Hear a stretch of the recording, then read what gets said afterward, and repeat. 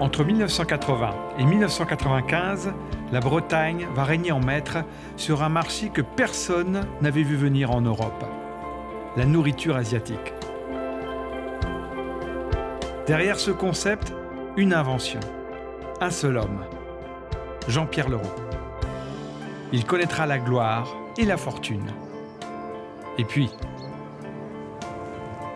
Là, tu vas me faire chialer parce que c'était là.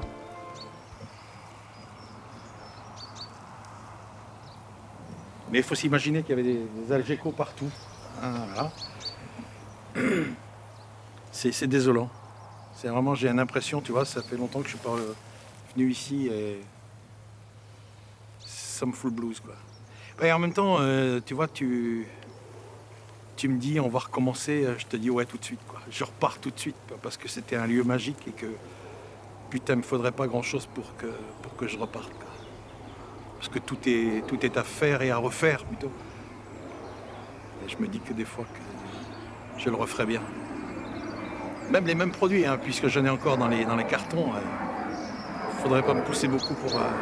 Quand je le revois, quand je suis là sur tu vois, les pieds dans les herbes là, est-ce que tu t'imagines que Raymond Barre a pris une cuite ici? Tu te rends compte?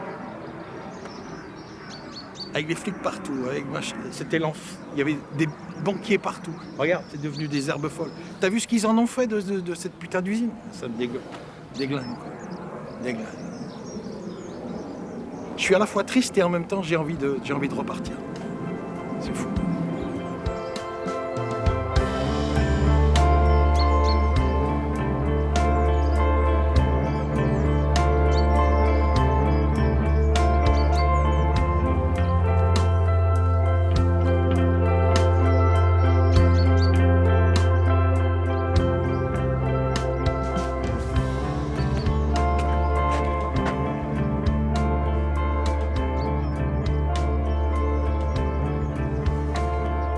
Et tu te rends compte que ce qui partait d'ici est allé aux États-Unis, c'est allé dans le Pacifique, c'est allé en Suisse, c'est allé un peu partout, tu vois. Puis tu te retrouves ici, t'as plus rien. C'est quand même un sacré gâchis, quoi.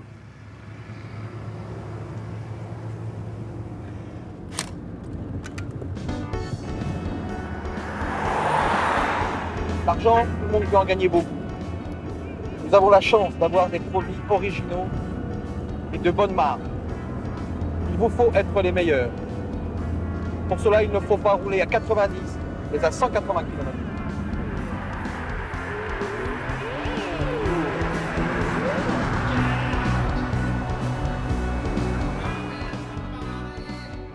Les points de vente, vous connaissez? Venez avec moi sur un linéaire. Je vais vous montrer les produits de la gamme Luang.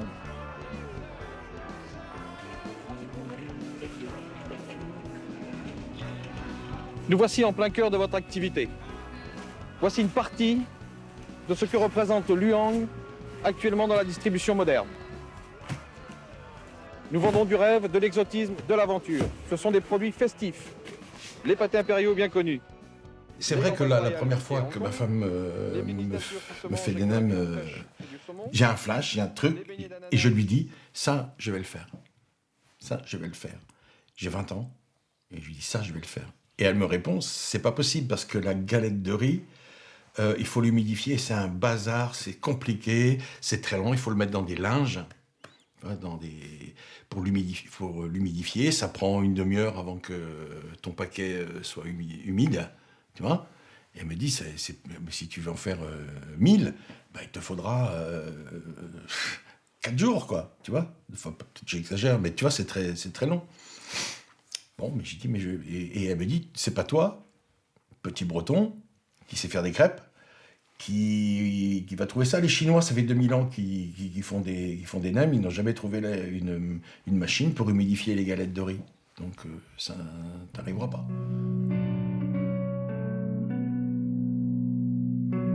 Malgré tout, avec sa femme laotienne, Xu, Jean-Pierre monte un restaurant asiatique dans la pampa morlaisienne. Premier succès. Ses nems réputés lui ouvrent les portes des hyper des environs, puis de l'imposante marine brestoise. Pour relever le défi, il faudra mécaniser la production et c'est dans l'urgence qu'il va découvrir le principe de la machine miracle grâce à son lave-verre. Eau, vapeur. Dans la machine, ça fonctionnait. J'appelle Michel, je lui dis Michel, viens voir. Prends une galette. On avait trouvé. Eureka. On avait trouvé la machine à ramollir les galettes de riz. Donc tout de suite, on s'est mis à table et on a fait le plan de la machine. C'est juste de l'eau avec une résistance en dessous qui fait chauffer l'eau. L'eau se transforme évidemment en vapeur. La galette passe dessus, se ramollit. Elle arrive au bout du tapis. Il n'y a plus qu'à la rouler. On est passé à 1500 nem à l'heure.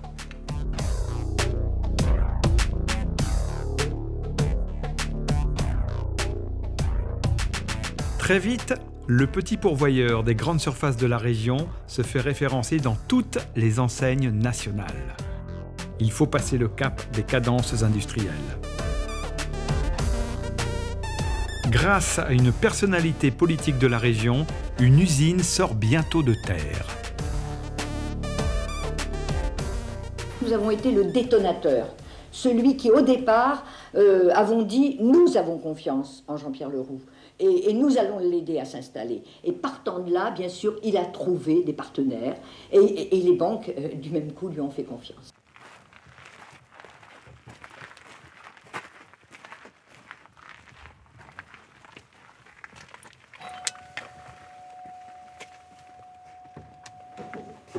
Louis, Jean-Pierre Leroux.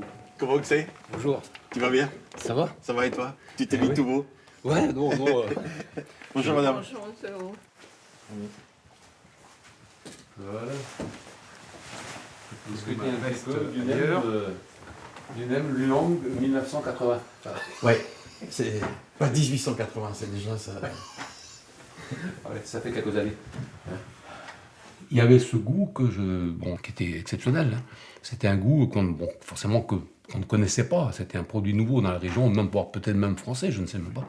Hein, c'était les premiers commercialisés, en tout cas dans la grande distribution. Et le goût de ce produit était remarquable. Quoi. Ça avait quelque chose qu'on n'a pas retrouvé depuis. Qu'on n'a pas retrouvé depuis. Aujourd'hui, même, j'ai toujours la nostalgie de ces nems de Lyon que j'ai connus en 81, ou c'était autour de 81 ou 80-81. C'est-à-dire que nous, on ne mettait absolument aucune saloperie dans aucun produit chimique. Tout, je te dis, à part évidemment les ingrédients asiatiques, vermicelle, galette de riz, champignons noirs, et même le soja on le faisait ici, tu vois. Mais autrement, tous les produits étaient locaux.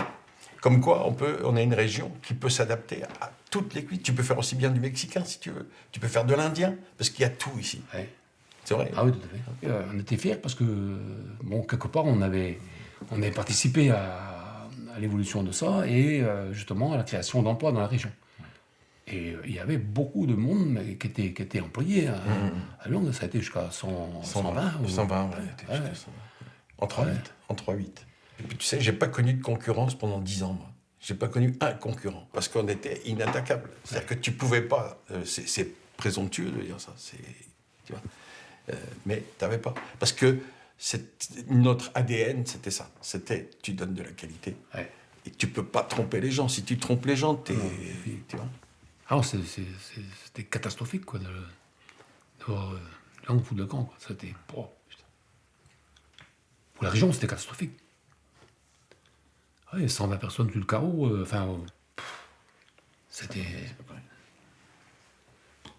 c'était un vol terrible. Un vol terrible. C'est pas normal que ça puisse exister, tout pareil. Un mec qui part du bas de l'échelle et qui fait suivi arrive à la moitié, quoi, on va dire. Quoi. Alors qu'il a encore la moitié rimpée. Où il aurait pu faire un tabac terrible pour la région.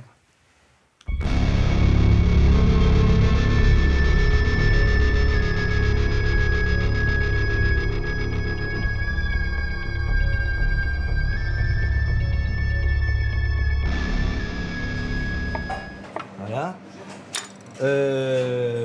Ça c'est bon. Je veux bien que tu me coupes un tout petit peu d'ananas. Tu me coupes. En dés, très fin. Hop. Voilà. Voilà. Et roule ma poule. Je peux refaire un deuxième tour. Voilà. Patrick Geffroy, chef étoilé à Carantec, un des bons génies de Jean-Pierre. T'as une frite, il y a de l'huile là? Oui. Au beurre.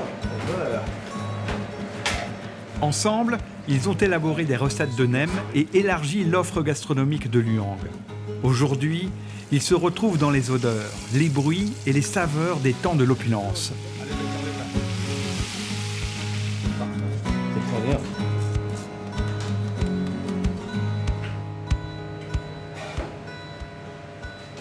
Puis alors, je t'ai amené un truc. Ça s'appelle des baguettes. Merci. Merci, chef. Hein? Allez, vas-y, prends le plus. Ah!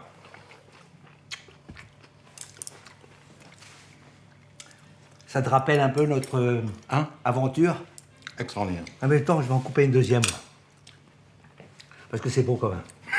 Oh la vache. C'est fabuleux. C'est bien. Faut boire un petit coup de cidre de Guimègue. Ça aurait été, si tu veux, quelque chose de plus luxueux. Le haut de gamme, parce que c'est fragile. Et puis, moi, je ne connaissais pas, et tu ne me l'avais pas dit aussi, cela. La façon de le cuire au beurre. Ouais. Tu vois? Donc, il aurait fallu. Mais c'était une niche encore, tu vois? Bah oui, c'est une niche, et puis ça. Je pense que la clientèle aurait trouvé ça quand même comme un luxe, un petit peu. Voilà, c'est ça. Une nem luxueuse. Voilà. Hein? Ouais. Tu oublies une chose, si je peux me permettre, Patrick, c'est que tu m'as fait découvrir, et on l'a fait, après, les omelettes. Oui, oui. J'avais eu une idée, c'était de faire des omelettes, des petites omelettes Voilà. pour le petit déjeuner, pour les breakfasts, des choses comme ça. Avec des produits, des bons produits dedans. Encore une fois, des produits de chez nous. C'est vrai, ça. Tu vois. Et tu en as fait d'ailleurs. J'en ai fait, on en faisait 50 à 60 000 par jour. C'est rigolo. Et avec les recettes que tu m'avais élaborées, on en avait 3 ou 4. Ouais. Voilà. Et on aurait pu faire également des omelettes aux fruits. Oui, c'est ce que je voulais qu'on fasse. Voilà. Voilà. Et c'est d'ailleurs à travers l'omelette aux fruits que je suis arrivé à la nem, au nem aux fruits. Voilà.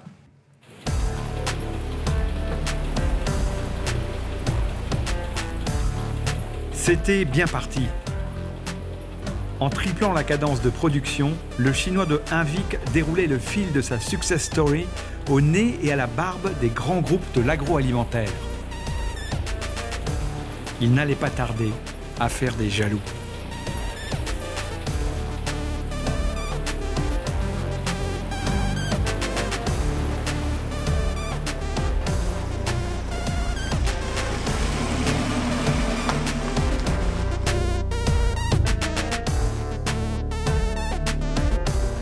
Petit à petit, dans les linéaires, on leur a grignoté des parts de marché. C'est-à-dire qu'au départ, tu prends 20 cm dans un meuble. Tu vois, t'as vu comment c'est les hypermarchés, c'est énorme, tu vois. Mais toi, si tu arrives, petit con, et que tu commences à prendre 20 cm sur un magasin, les 20 cm sur 1,50 m par exemple, tu vois ce que ça fait, un magasin. Tu le multiplies par 5 ou 6 000 en France, ça fait beaucoup. Et que l'année d'après, tu en prends 40. Parce que tu as inventé d'autres produits que le client, le Leclerc, le Casino, le Carrefour, tout ça, ils sont contents de tes produits. Et parce qu'ils font tu vois, ça marche. Donc on te dit, bah attendez, si vous avez un autre produit, on va le mettre là. Mais c'est au détriment de ces groupes-là. Ils vendent beaucoup moins de pâtés, de jambon, de plats cuisinés. Ils en vendent moins. Et c'est un branleur de Carantec qui les a empêchés de dormir certaines nuits.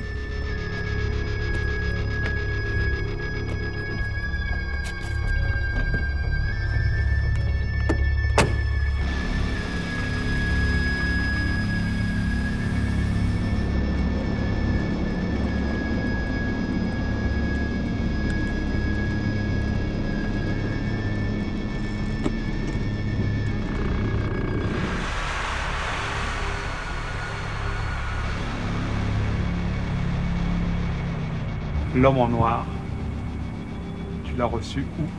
Ici, je fermais ma porte, là, tu vois. Il n'y avait pas de lumière, il n'y en a toujours pas. il faisait nuit noire et moi, je fermais ma porte. Et je râlais évidemment parce que je voyais rien. Je râlais. Puis je me suis retourné. Et j'ai vu ce mec-là devant moi. Alors je lui ai dit, qu'est-ce que vous faites là à cette heure-ci? Il faisait nuit noire, 8h15, 8h30. Tout en noir. Chapeau noir, manteau noir, gants noirs. Maigre, comme un clou, maigre. Il me dit, faut que je vous parle. J'ai dit, écoutez, si c'est pour une kermesse ou pour votre pétanque, vous venez demain, on vous fera un chèque. Et il me dit, non, faut qu'on se voit, mais maintenant. L'homme en noir. Imagination de Jean-Pierre Leroux, allégorie du capital et de la finance? Non. Une réalité bien tangible. Et pour se convaincre qu'il n'a pas rêvé, qu'il n'est pas en train de devenir fou, Jean-Pierre Leroux en conçoit un récit littéraire.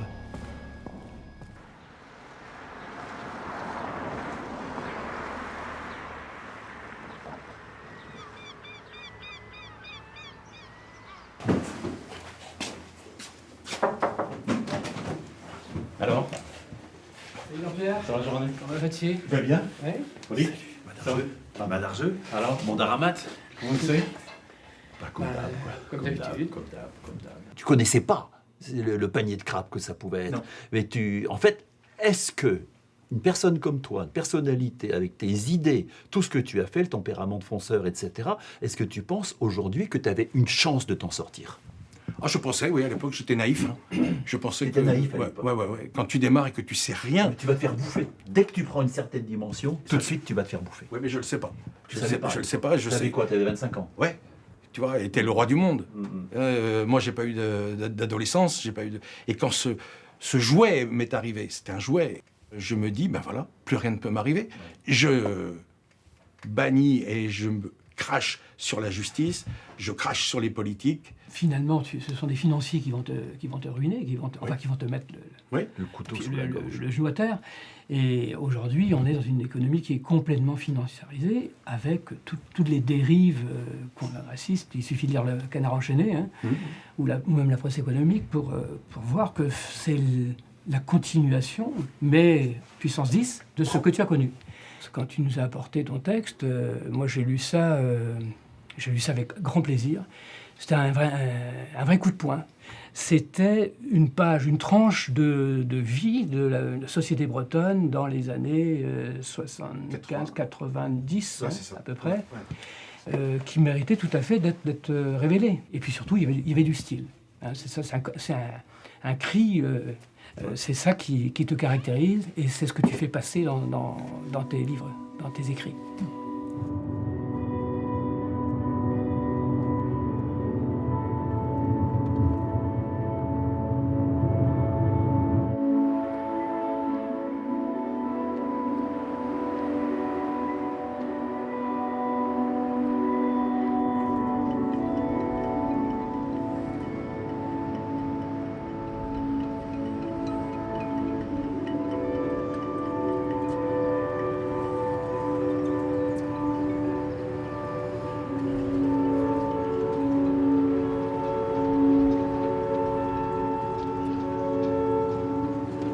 C'était à peu près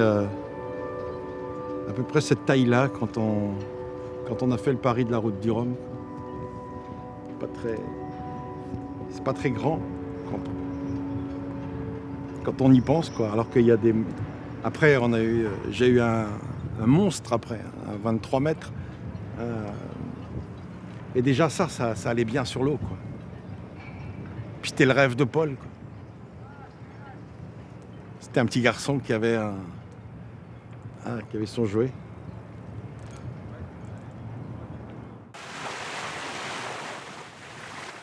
Paul, c'est Paul Vatine, illustre disparu en mer. Sa participation à la route du Rhum 86 sur Nem Luang va marquer les esprits et changer le cap de l'entreprise finistérienne. C'est un très très beau rêve, c'est une concrétisation complète et je suis vraiment très heureux d'avoir rencontré Jean-Pierre Leroux qui m'a fait confiance en me commanditant, en louant ce bateau-là aux Anglais pour me faire partir. C'est pas parce que tu es PDG d'un truc que tu n'as pas le droit de rêver, de dire cette vie-là me plairait aussi, quoi. Et avec Paul, on est devenus fusionnels, tous les deux. C'est devenu très très fort. Tu vois, c'était mon frère, quoi, que je n'avais pas eu. Un hold-up. Paul et Jean-Pierre, qui se sont rencontrés 3 mois avant la course, qualifient le bateau en 10 semaines. Dès le départ, Vatine crée l'exploit. Après la balise de Fréhel, il double Poupon et passe en tête devant toutes les caméras du monde. Tout d'un coup, au bout de 3, 4, 5 minutes, paf, on est premier. Tu vois ton bateau, au mois d'août, tu sais même pas ce qu'est la voile. 3 mois plus tard, tu te retrouves plein cadre, plein champ, dans ta télé, quoi. Et tu vois ta marque, ton nom, tout ce que tu as fait, t'es là. T'es présent sur l'eau à Saint-Malo à ce moment-là.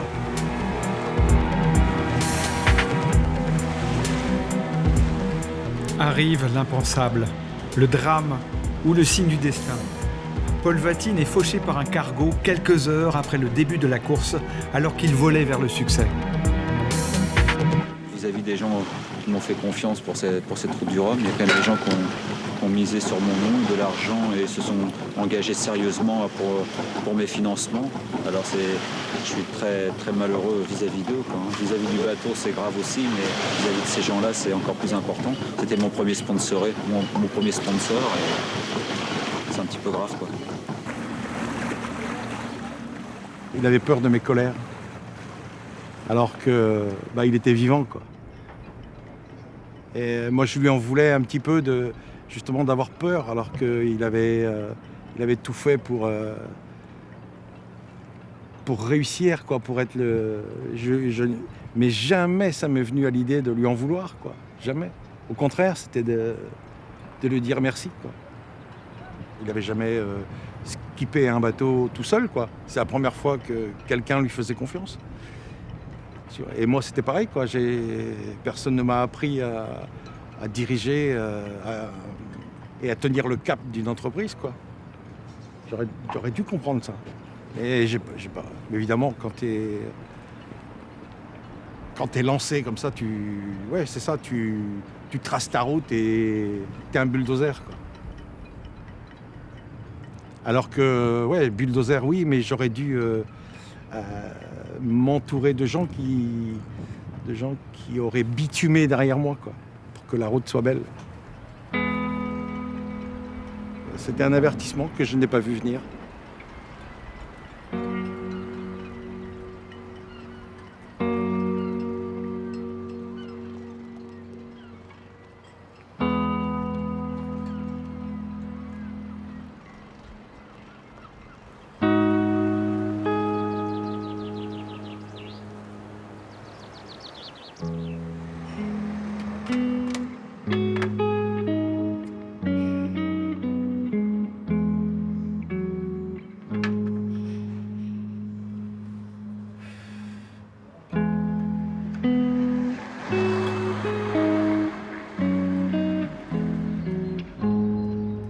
Encore toi là, mais tu veux ma main sur la gueule? Ouais, exactement. Ouais. Fous-moi le camp d'ici, toi. Maudit bandit. Ça va, toi? Ouais.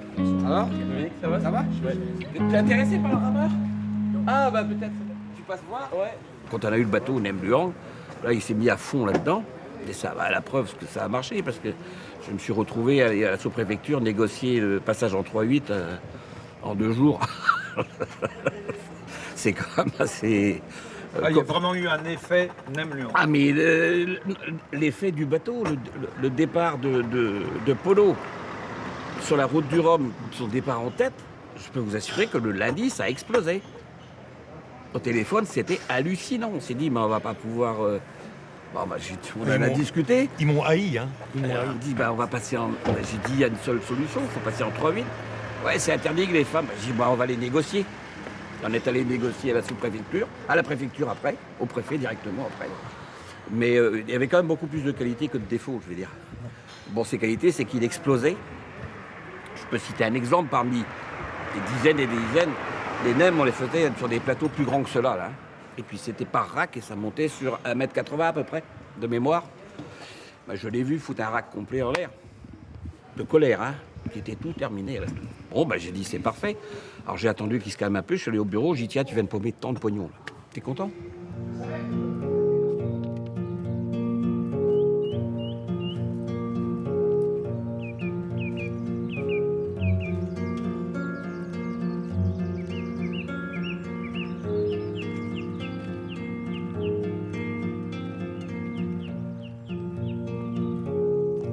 Moi, j'ai fait tout pratiquement tout seul, quoi.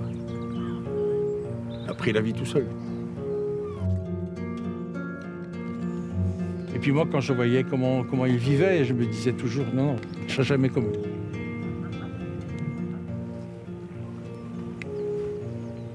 Tout petit, 3 ans, je traîne, si tu veux, parce que mes parents ne sont pas là. Ma mère, elle travaille dans un château pour des nobles, où elle est servante, mais à toute heure, quoi, tu vois. Et mon père est marin de commerce et il revient une fois par an. Mais quand il revient, il pique ma place. Donc ça va pas. L'espace qui est déjà très réduit et très glauque, très pauvre, très... c'est toujours la crainte de prendre des branlées avec ma mère, de toute façon. C'est de savoir, quand je vais rentrer, je suis sûr que je vais en choper une, quoi.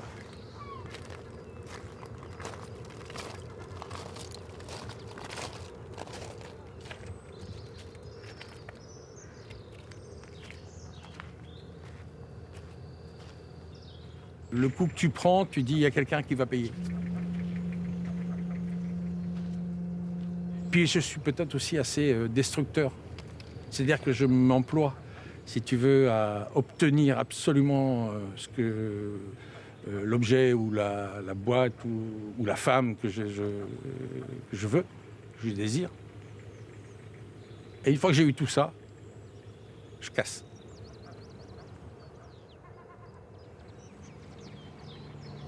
Évidemment, il y avait la violence de ce groupe.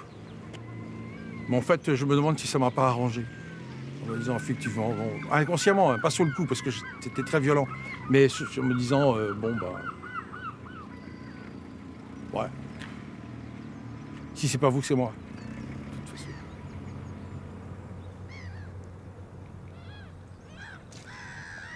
Mais c'est de ma faute aussi, parce que ça, j'ai jamais accepté de partager le pouvoir.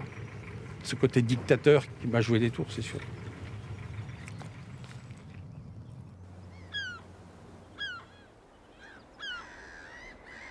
Se pensant illégitime dans un monde qu'il ne connaît pas, Jean-Pierre va inexorablement créer les conditions de sa chute.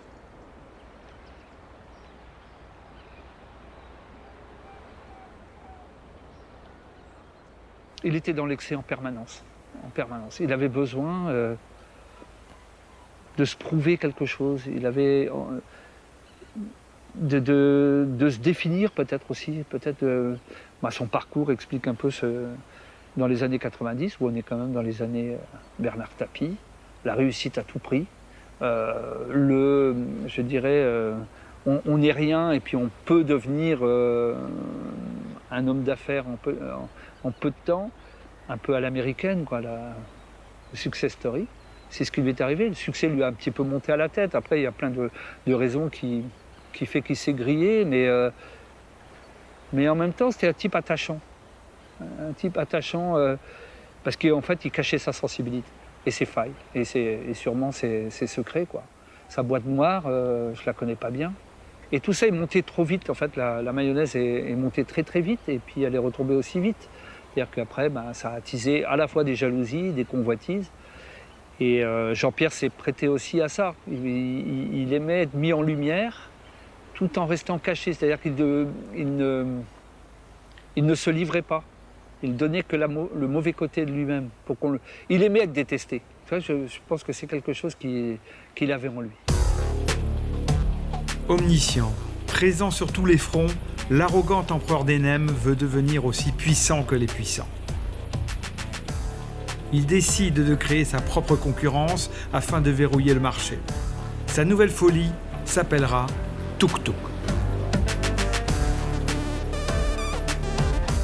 Une nouvelle usine est en projet. Nous pouvons ensemble conquérir le marché national de l'alimentation festive et de la gastronomie du voyage.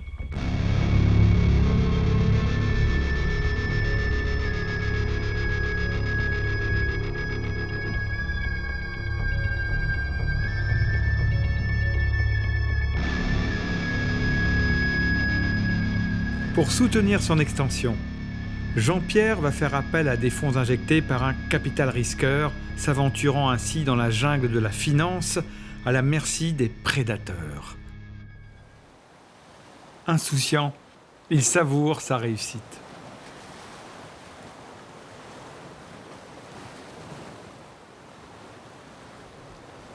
Ma vie, c'était du rock'n'roll. Je vivais comme une star du showbiz. Mon bateau de course de 23 mètres en face, ma maison de 20 pièces avec salle de cinéma, billard, tout quoi, comme un gros con, de riche. Voilà, c'était comme ça. J'étais pas préparé à ça, mais j'en ai vachement profité.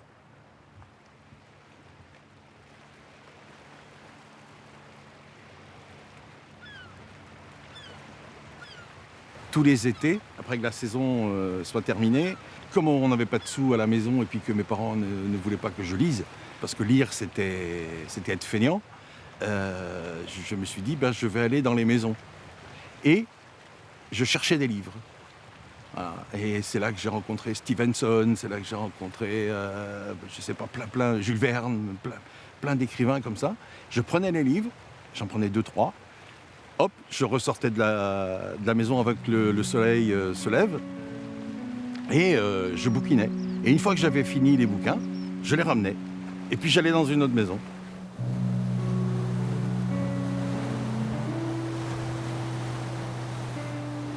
Et tous les bouquins que je lisais, c'était des bouquins qui avaient une connotation voyage.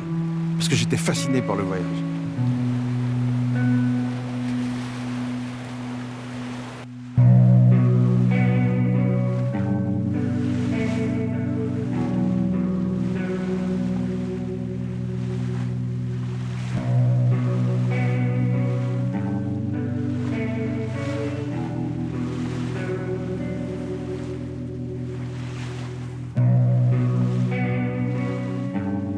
Caprice ultime, coup de génie. Jean-Pierre se paye la jonque qui deviendra le vaisseau amiral de sa flotte de guerre.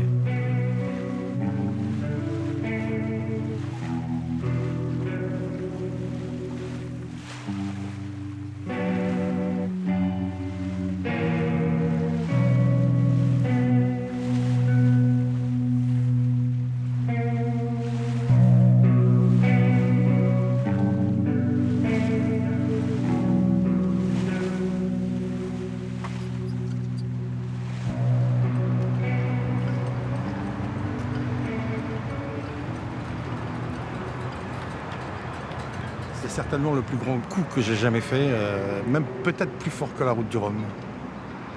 Le but, c'était de faire tout détourner des plages de Bayonne jusqu'à Saint-Malo pendant tout l'été. Et c'est un festival, quoi. C'est un festival. T'imagines pas le nombre de personnes qui vient regarder ce bateau, l'admirer, le visiter, aller sur l'eau. Incroyable. En plus, on faisait des dégustations, on vendait des nems, on vendait du voyage. Moi, c'était mon âme, c'était l'esprit.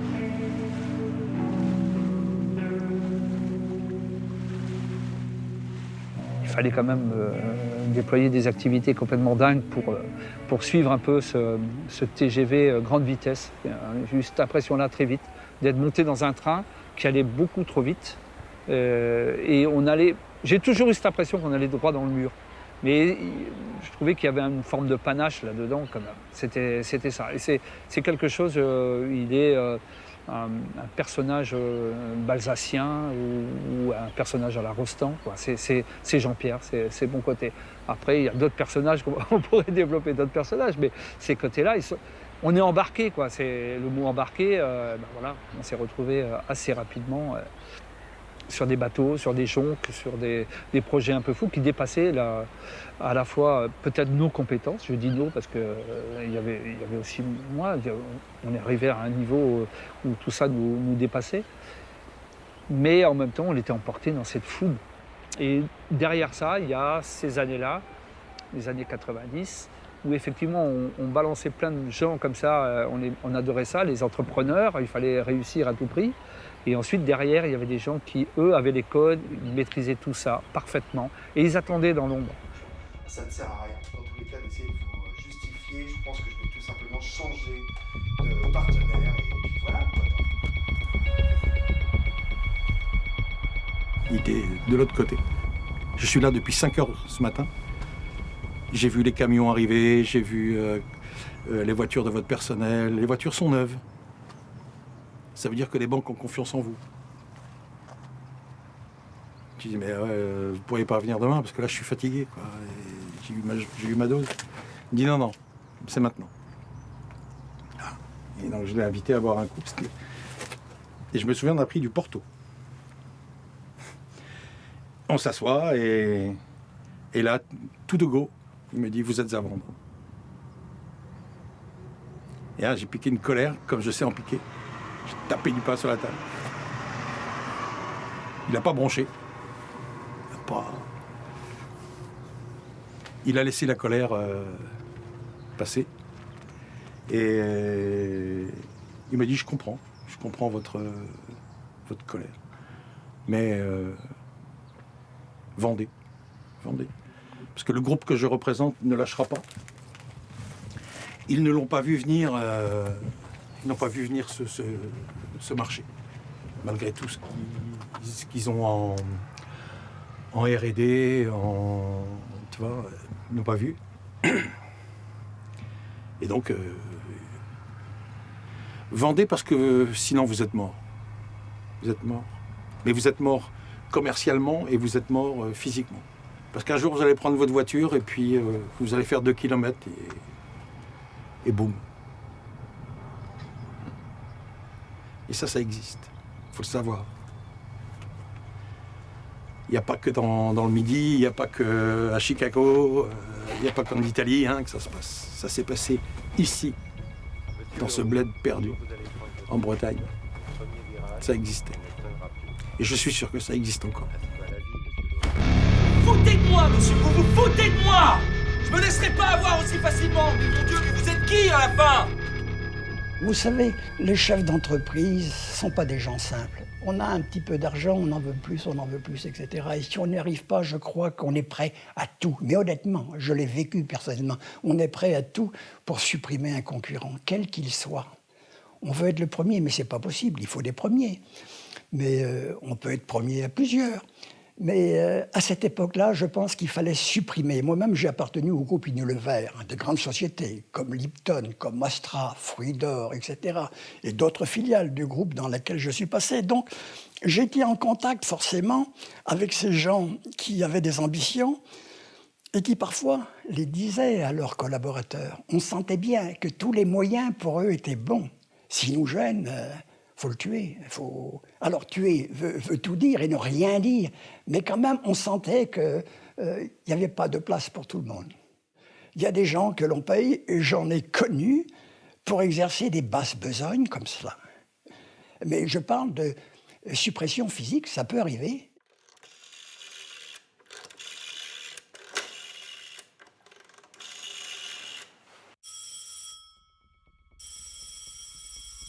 Je reçois des coups de fil entre 2 et 3 heures du matin, me demandant si j'avais bien réfléchi au prix.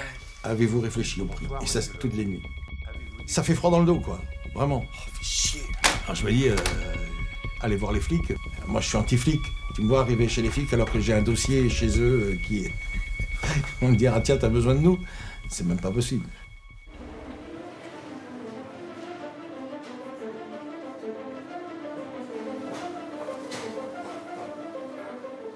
La pression est énorme.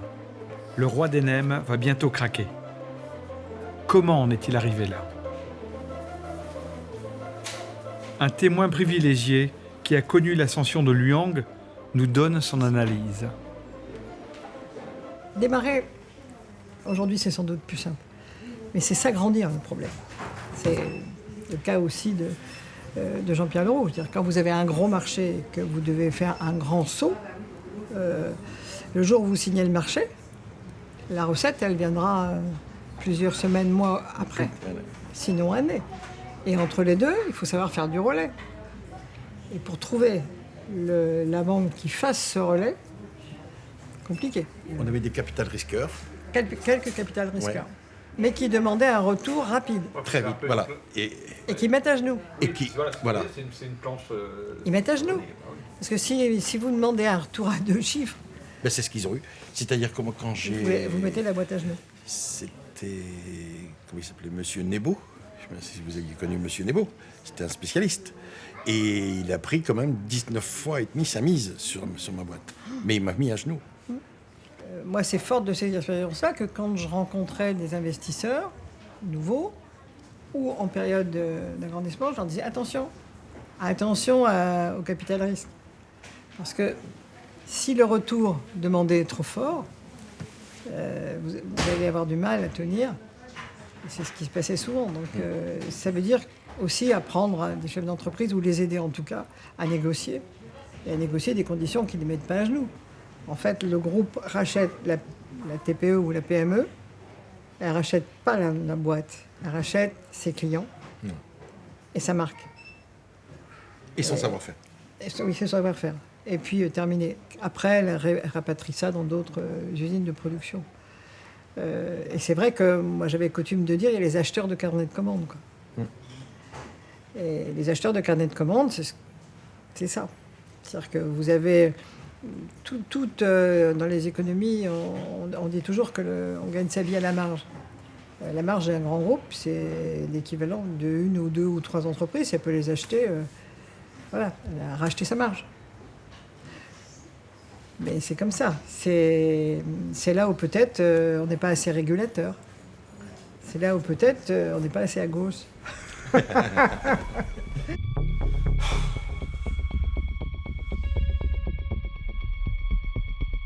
Et il me dit, vendez, parce que, je vais vous dire franchement, si vous ne le faites pas, c'est comme vous voulez, vous êtes libre. Le groupe que je représente, ils sont aussi, vous savez comment c'est, ce sont eux qui commandent les transports. Vos transporteurs, ils passeront plus. Ou alors ils vont passer en retard.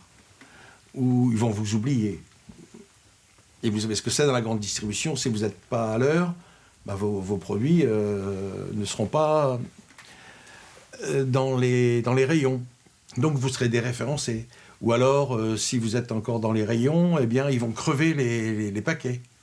Et puis vous savez ce que c'est, ils vont pourrir vos produits. Et là, vous aurez les services vétérinaires sur le dos. Ça va se savoir dans la presse. Donc vous êtes mort. Un pacte avec le diable. Contraint à vendre, Jean-Pierre sait que le groupe surpuissant, omniprésent dans les caddies français, s'apprête à délocaliser l'usine. Nous avons continué à défricher le marché pour eux, à se défoncer même la paillasse beaucoup, et aujourd'hui, arriver à une surcapacité, eh bien, ils n'ont plus que le bébé à reprendre. Il a perdu de sa superbe. Capitaine Nemo de l'industrie, devenu Desperado. Jean-Pierre s'accroche à son plan B, l'usine Tuk Tuk. Avec elle, c'est quitte ou double pour conserver les emplois. C'est le business qui veut ça. Bon, ben maintenant, ce qui va se passer, c'est qu'on va essayer de reconstruire une autre usine, on va essayer de refaire d'autres produits sur d'autres continents. Justement, la marque Tuk Tuk va nous permettre d'être beaucoup plus ouverts. Je suis KO. Petit à petit, j'essaye de me refaire une santé mentale, parce que tu prends un coup dans les... T'as plus les camions qui passent comme avant, t'as plus la même effervescence, t'as plus... Tu vois, mon gros défaut, ma tare, voilà, c'est que je n'ai pas pu, je suis désolé, même encore aujourd'hui, je ne peux pas, je n'aurais pas pu licencier 120 personnes en disant, écoutez, j'aurais dû le faire, hein, si je suis bon capitaliste. Parce que là... Parce que tu touches un bon paquet de blé, attention. Ouais, hein. Je suis pas malheureux sur le blé. Hein. Combien tu m'as dit? Oh, 20 et quelques millions. Ouais, ça fait 3 millions d'euros maintenant. Ouais. Dans ta poche, que tu auras pu te mettre. Voilà. Mais cet argent-là, je sais pas, on t'a dit, qu'est-ce qu'on t'a dit de faire avec? Alors, ce groupe-là me disait, si vous voulez, on met cet argent, on peut le mettre au Luxembourg, si vous voulez. Je dis, évidemment que non. Attendez.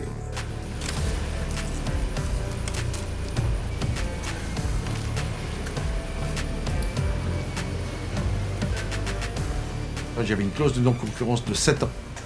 Donc, autant dire une éternité. C'est-à-dire que tu ne peux plus aller en grande surface.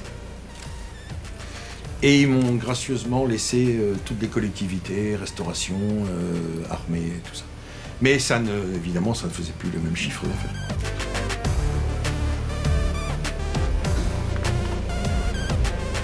Malheur aux vaincus. Après la cession de son entreprise, Jean-Pierre, qui tirait sa fierté de la qualité de ses produits, découvre brutalement l'univers de la malbouffe. Un jour, ils m'appellent, ils me disent « Jean-Pierre, ça ne marche pas ». Et je suis rentré dans l'usine. Alors là, j'étais effaré. Effaré parce qu'il fallait voir ce qu'ils mettaient dedans. C'était des produits lyophilisés. Carottes lyophilisées, c'était même pas de la viande, c'était des succédanés de viande en boule, tu vois. Mais qu'est-ce qui fait qu'une nem est bonne? C'est l'alliance du maigre et du gras. Le gras colle à la galette de riz, tu vois. Donc c'est pas un hasard si ça fonctionne bien. Il y a bien, tu vois. Voilà. Et donc ça collait pas. Donc à chaque fois qu'ils mettaient leur saloperie dedans, tout partait en pillou. C'était de la merde, quoi. Donc ils lançaient une production, il y en avait partout, quoi. Tu vois. J'ai dit mais non, voilà. Alors vous allez acheter des carottes, des oignons, de la viande, voilà ce qu'il faut comme viande, voilà, 50% de gras, 50% de maigre, enfin bon, tu vois, voilà, hein, et ça va marcher, tu vois. Donc, mais eux, parce qu'ils vont racheter, donc il fallait qu'ils soient compétitifs sur le marché, tu comprends? Donc ils ont voulu baisser les prix. Et malgré nos recettes, malgré tout ce qu'on leur a donné, ils ont dégommé les recettes de 80%. En dépit du produit de la vente de Luang et d'encore quelques idées productives, Jean-Pierre ne pourra pas poursuivre avec Tuk Tuk. Il verra ainsi ses rêves, ses ambitions, son argent, lui glisser entre les doigts comme les grains de sable de la plage de son enfance.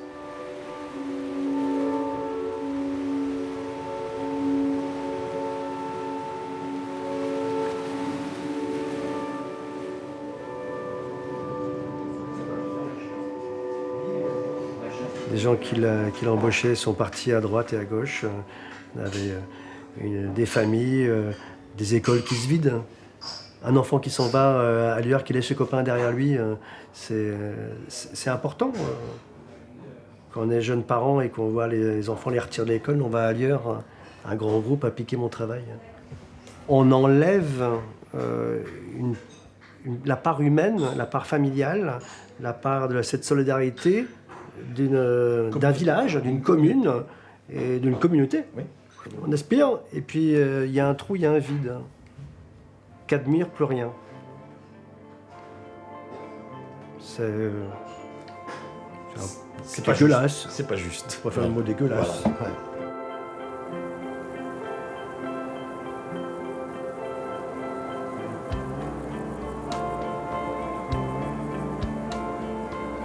Traumatisé, anéanti, Jean-Pierre s'en va vers un exil volontaire qui le conduit pour un temps jusque dans les monts d'Arrée, où il se réfugie en compagnie de la solitude et de l'écriture. C'est plus la même chose de toute façon. On m'a proposé encore, il n'y a pas encore très longtemps, on m'a encore proposé de faire partie d'une boîte. Le mot faire partie d'une boîte, c'est impossible. J'ai encore plein d'idées qui n'ont pas été, qui sont là, dans mes cartons. Je ne ferai pas.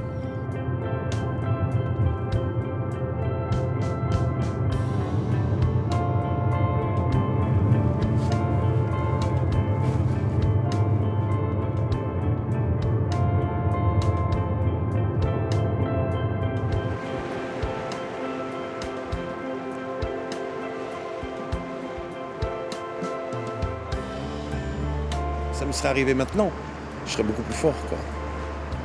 J'aurais dit non, quoi. J'aurais continué. Mais j'étais pas bien armé pour ça. Je crois qu'il faut du vécu, j'avais peut-être pas assez. Puis les choses ne se font pas seules.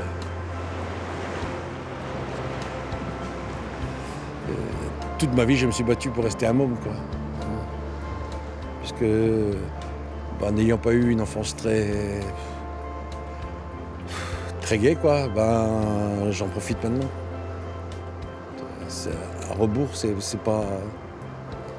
Ouais, c'est de bien vieillir, quoi. Pas vieillir comme en voulant rester jeune ou en voulant faire le... Non, bien vieillir, mais en sachant ce qu'est le monde, quoi. Ne pas décrocher.